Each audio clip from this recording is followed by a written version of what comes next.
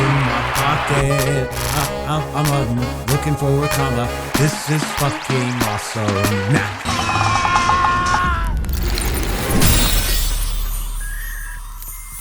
Look, I'll be honest.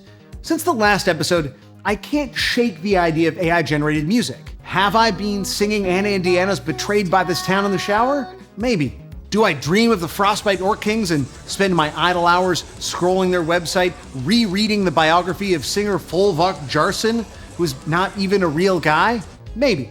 But mostly I've been haunted by my own conclusion. The idea that certain types of music, specifically orc-based death metal and spooky, scary black metal, might benefit aesthetically from an essential lack of humanity that I also argued might characterize all AI-generated music. I believe I even welcomed our computer-generated, artificially intelligent overlords. Maybe I was being a little too quick to rush to judgment and also exaltation. Because it's not just metal that works, or passes. Some other genres do too. Or at least, they're getting there. Who you with? Couple sergeants and lieutenants for the get back. This revolution been televised. I fell through with the knick-knack. Buddy pass, but like those players truly hydrated. Bounce out, noise, spoke town, has dilated. I know you turned your back on me just to get some wrecks. I see you swerve back, cause I'm in the black bay. No diamonds on me, fuck a flash, this ain't Snapchat. This is AI Hub, a Discord community that counts tens of thousands of members, each of whom is engaged in the project of creating AI voice models. Like the best online communities, AI Hub is built in the spirit of openness and collaboration. Developers post updates about new apps and plugins that can make the process easier. Users chat about the AI voice models they're creating, and people request and commission specific voice models. Snap back to reality. Oh, there goes gravity. What is a voice model? It's basically a digital map of a voice. It can be a fake, imagined voice, or the voice of a real person or character synthesized using existing inputs. Like you can make an AI model of the singer from They Might Be Giants, or Joe Swanson from Family Guy.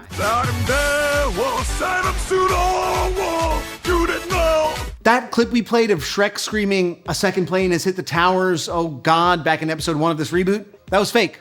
That was a Shrek voice model. That's not in any of the Shrek movies. Consider this our James Frey moment. I don't know what is true, and I don't know what isn't. AI Hub has been at the forefront of a bunch of AI-generated songs which have achieved that most important thing in this extremely online world of ours, viral success. There's this one, which remakes Cardi B and Megan Thee Stallion's WAP, but as sung by Kanye and Drake. Y'all, I'm a freak bitch, handcuffs, leashes, switch my wig, make him feel like a cheating, put him on his knees, give him something to believe in, never lost a fight, but I'm looking for a beat. I don't train, I'm the one that eat ya, if he ate my ass, he's a bottom feeder. Big D stand for big demeanor, I can make you bust before I ever meet you. Finally, a version of the feminist anthem WAP for us guys that celebrates the erotic potential of eating Drake's juicy ass. As many AI Hub users are finding, making these sorts of voice models and then leveraging those into something like actual songs is getting easier than ever. Have you had a lot of, aging YouTubers reach out to you about making AI models, or is this the first time someone has requested that you make an AI model of themselves, like a voice model? Not directly make one of themselves, but I had a couple reach out to help them help make something, to actually use one of my models for a big video, but not like this before, no. All right, let's make some beautiful art. I'm going to send you probably several hours of me talking, because I'm that. I've got it, because I've done horrible things in my life. And then we are going to make true art via a cover of like the hardest rap song I can think of. This is all very impressive and very funny, but it strikes me as a bit novel. Like, are AI-generated cover songs legit musical innovations? Can a novelty song stand on its own? It's sort of like asking if Weird Al's Amish Paradise would make any sense if it existed without the existence of Coolio's Gangsta's Paradise. Maybe it could, but it would just be, what, an extremely weird rap song about churning butter? Also, always doing novelty rap songs feels kind of strange to me. Like those white kids in high school who always blasted the country cover of Gin and Juice, which Napster and LimeWire always misattributed to Fish, when it was in fact performed by the Austin-based all-bluegrass band The Gourds, as if the idea of white guys messing around with rap was somehow inherently funny. To be fair, I personally burned this song on a dozen CDRs back in the day, so I guess at least I thought it was funny. But hey, let's give it a shot. Why not, right? After all, we spent incalculable minutes with our great friend Diablo making the AI voice model of my own voice, so we might as well put it to good use. Or at least some use. But But I'm sure creating a novelty cover song can't be as easy as creating an AI voice model. Can it? Diablo? Yeah, so basically you would just need to get a bunch of audio containing the voice we want the model to replicate. If you as you can see, there's a bunch of pauses, some noise, some echo or reverb from the room it was recorded in. Since this is the raw recording, you don't have to do much manual cleaning, but we have to get rid of all those files, all those annoying sounds, and then clean it up with the Qt a bit. So you can, what I'm using here is Audacity, but you can use something like an RX. Make sure to cover a lot of syllables, a variety of them, low and high pitches, have some emotion, maybe some laughs, and make sure it's a bit of high quality audio. You can check it in Audacity or any other spectrum analyzer. If it's 20 Hz, you can check the low points, not only the gaps, for example, and for that we need to denoise it to do that. I can do it in Audacity directly. You can either use something like RX spectral denoise, or even easier is running Lura 5 reprogram to get rid of pretty much anything like split vocals, instrumentals, back vocals, reverb, but also an option is yeah, that's how it looks at the final part. You've really suffered for my art, Diablo, and I appreciate that very much. Oh well, I guess it can be that easy. How is this all so easy? I mean, I guess everything is easy when you commission someone else to do it for you.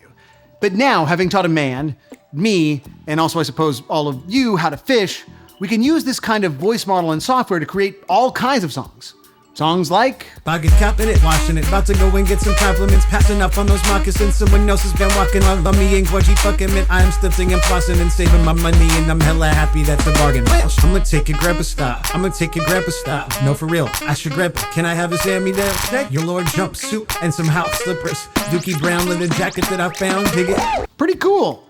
Now you can surprise your wife for your anniversary with an MP3 of you singing Smash Mouth's All-Star. Somebody once told me the world is gonna roll me. We are not responsible for any marriages that may be torn asunder as a result of this. Still, the thing that keeps bugging me is that no matter how cool and easy, this thing still feels like a gag, a joke, a bit. Surely, considering how cool and user-friendly this technology is, and how much cooler and user-friendlier it seems to be getting day by day at a seemingly exponential industry recalibrating rate, there must be ways to use it that aren't just jokey or gaggy or show-offy benchmark tests for the technology itself. Yes, indeed, there are cases where AI is doing something a little more sophisticated in a way that might be advancing not just the technology, but the art. And for the sake of proving that point, let's stick to the realm of hip-hop. Hey, yo, dope party. This music's lit. You know who's spinning? It's some new stuff with that next level thing, you know? It's music made with artificial intelligence. AI technology can make a voice model, allowing you to create any sort of rap song that sounds like Drake, or I guess, me. But it can also be used in the production end to help create beats and samples and whole mixtapes. Like, look at this. And sort of like those gnarly black metal bands we covered last episode, the use of generative sampling is especially interesting not because it's some huge break with the legacy and musical traditions of hip-hop, but because it seems totally consistent with that history and with the bigger values behind it.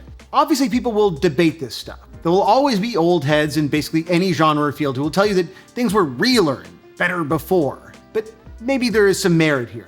You used to have to dig through records at flea markets, at garage sales, and actually listen to them to find rare, cool soul grooves. Now, you can just type rare, cool soul groove into a prompt. Maybe something is lost out there in the physical meat world, but undoubtedly something is gained.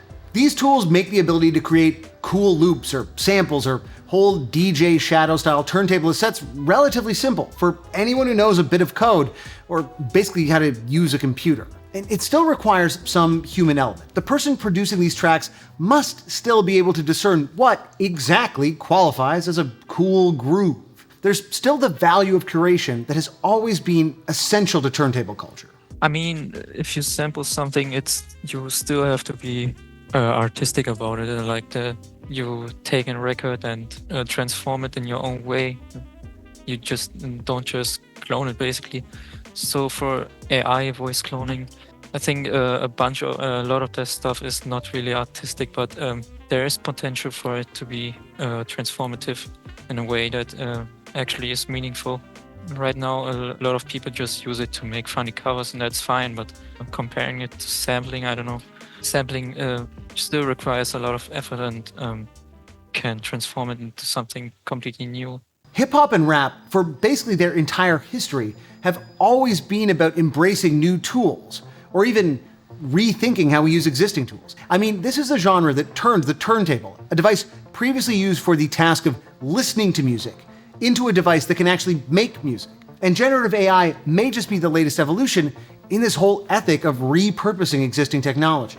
All that said, I can't help but wonder if there's a ceiling here. After all, the original sampling move of the 80s was eventually derailed a bit by copyright. Do you ever do this stuff for fun? Because it's so much work. Or are you mostly doing this now when, people with YouTube channels are asking you to make voice models for them? I used to do it for fun until I got a DMCA notice and almost got sued. So, what did you get the DMCA notice for? This was actually in the news. I can pull up the article. Yeah. So basically what happened is in the early days when it blew up, everybody wanted to make it sound like, I don't know, Kanye, Rihanna, Drake, even like that huge song that was even played in Congress, got noticed by the RIAA, and they were wondering like what they were using to train a model. Like if you dumb it all down, it's basically using piracy. Like you're ripping their songs without actually owning them and then training it and then replicating the voice. I mean, replicating a voice is technically legal. Like you can't copyright someone's voice, but they got mad and then sued a bunch of people. In my case, it was because some of my models was the Frank Sinatra one. Like it blew up and millions of views on YouTube, and I somehow found the post where I published it in this Discord channel, and they randomly found out that I used this song as part of the dataset, and then you can even see it here. Someone re-uploaded my model because they're not scared to go to jail or whatever. Been spending most their lives living in the gangster's paradise. Incredible. Yeah, so wasn't a huge thing because you can't share datasets. Datasets are copyrighted. But it's kind of ironic. Because of that, I kind of stopped publishing models, but only stuff where I was sure it wasn't copyrighted or not get the eyes of the RIA again. Like I said, technically, it's obviously I would have to have permission of the actual guy to like clone a voice. That would be ideal. But like I can't really make money off it technically. Like I can sing a song, then convert my vocals to Frank Sinatra, and then upload it to Spotify. I mean, I could do that, but it would most likely get nuked. Technically, it's legal, but the labels wouldn't allow that. This also, like the server had like at least 500k, like 600 or 700 even members, and then this was like in July last year and caused the whole server to get nuked. So now it's back again like at 400k members, but that trend kind of died out a bit. Because of that, I don't publish vocal models like, I don't know, Frank Sinatra again, but sometimes I do train it for myself just for fun, basically.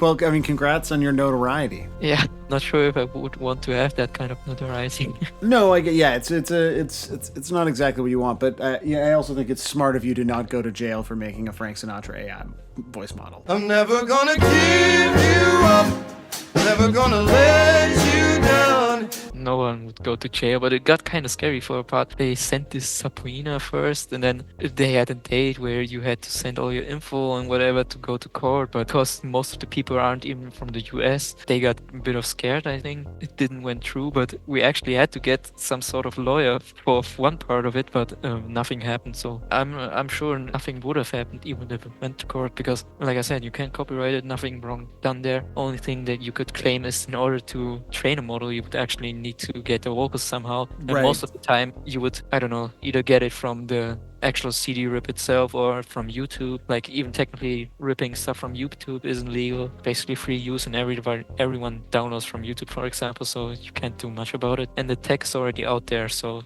no stopping it. They even caved in there. If you read the articles, they are preparing for huge deals to actually use the tech themselves and also make artists that use AI legals in some way. They probably would want to have the tech, so if somebody dies, they could like milk them.